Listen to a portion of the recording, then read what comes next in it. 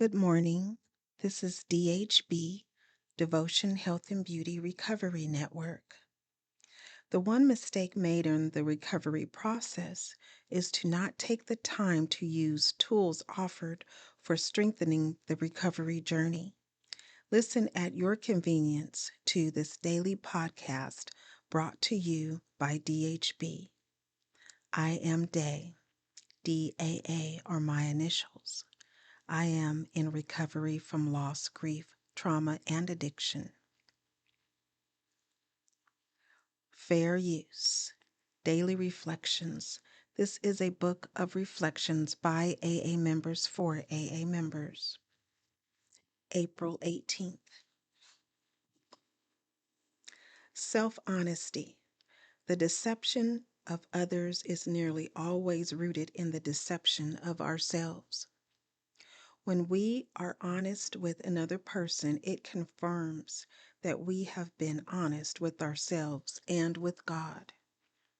As Bill sees it, page 17. When I was drinking, I deceived myself about reality, rewriting it to what I wanted it to be. Deceiving others is a character defect, even if it is just stretching the truth a bit or cleaning up my motives so others would think well of me.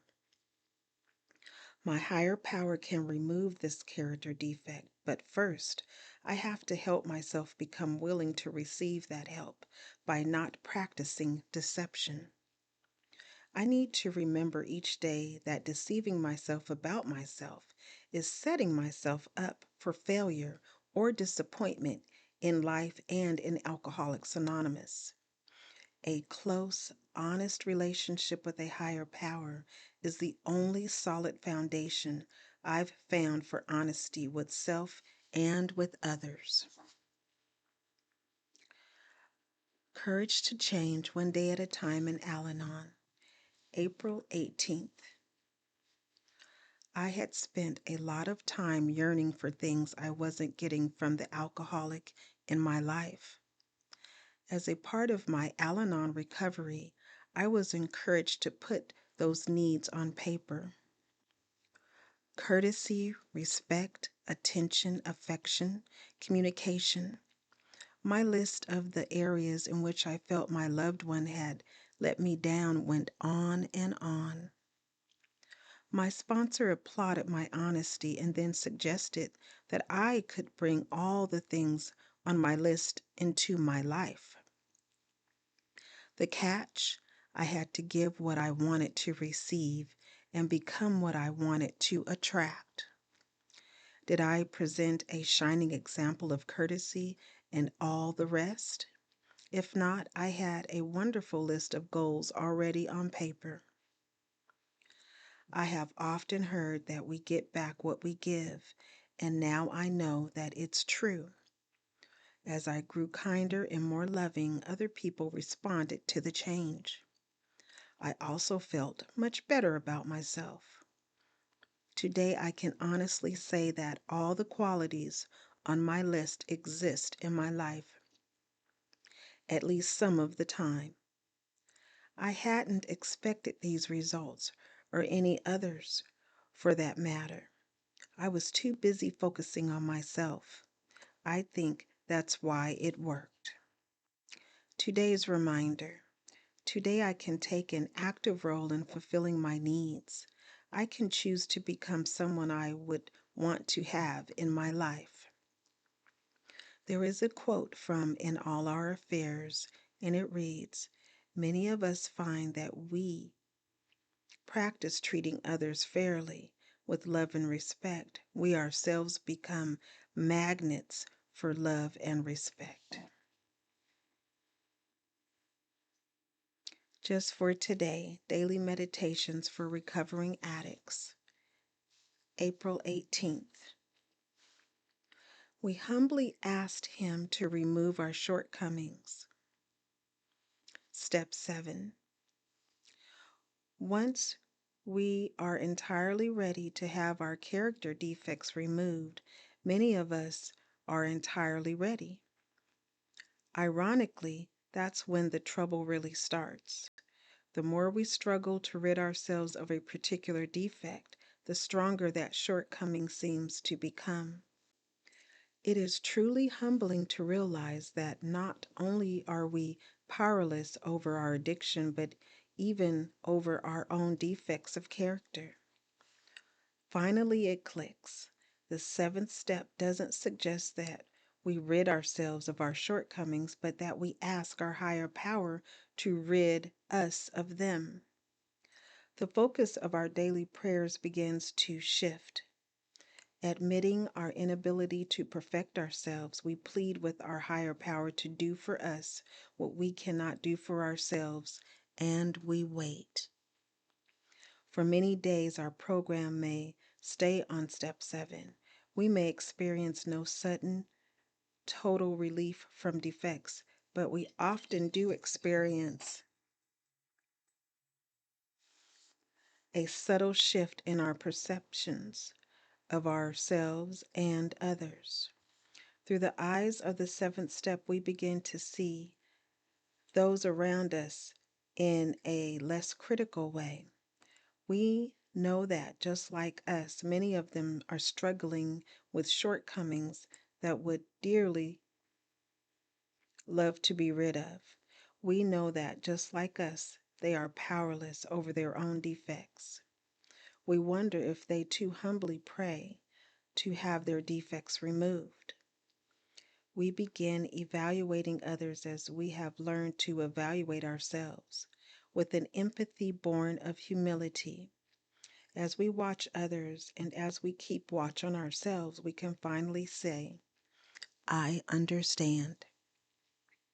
Just for today, God, help me see through the eyes of step 7.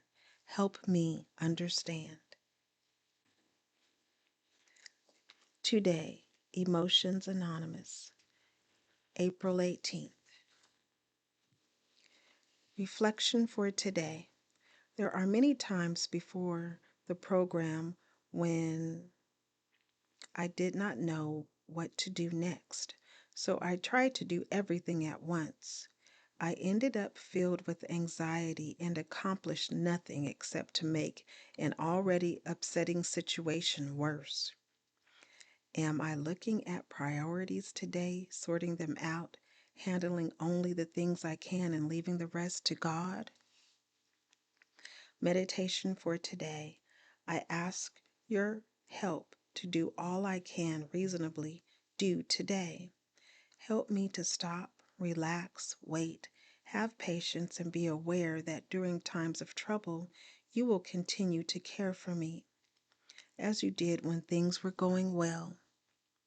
Today I will remember, I will do the best I can, no matter what comes, and leave the rest to God. Strengthening My Recovery, Meditations for Adult Children of Alcoholics, Dysfunctional Families, April 18th. Trait 12. We are dependent personalities who are terrified of abandonment and will do anything to hold on to a relationship in order not to experience painful abandonment feelings, which we received from living with sick people who were never there emotionally for us. BRB, Big Red Book, page 17. Many of us wish we did not perpetrate certain family disease traditions like abandonment, but we do so anyway. We may have abandoned someone on purpose as an outlet for our anger or as a form of retribution. No matter what the reason, we are now in recovery to break the cycle of this multi-generational family disease the best way we can. The idea of not abandoning others may feel like a foreign concept. Maybe we just don't know how to stay, how to feel safe long enough to be intimate. It can feel terrifying to get close to others. Being with fellow travelers in this program is a first step in practicing what it's like to tolerate intimacy. It's also where we can learn to communicate, resolve problems, and forgive in ways we never we're taught. We perform a real act of courage when we do things differently in recovery. We can practice, we can do it. This is our living amends, a gift to ourselves and others in recovery, and perhaps to our families as well. The affirmation reads, "On this day, I will practice new trusting behavior with my ACA friends. I will continue to learn healthier ways of communicating that will keep me from leaving others for the wrong reason." Please like, share, subscribe, and most of all, be the you that you are created to be, one day at a time.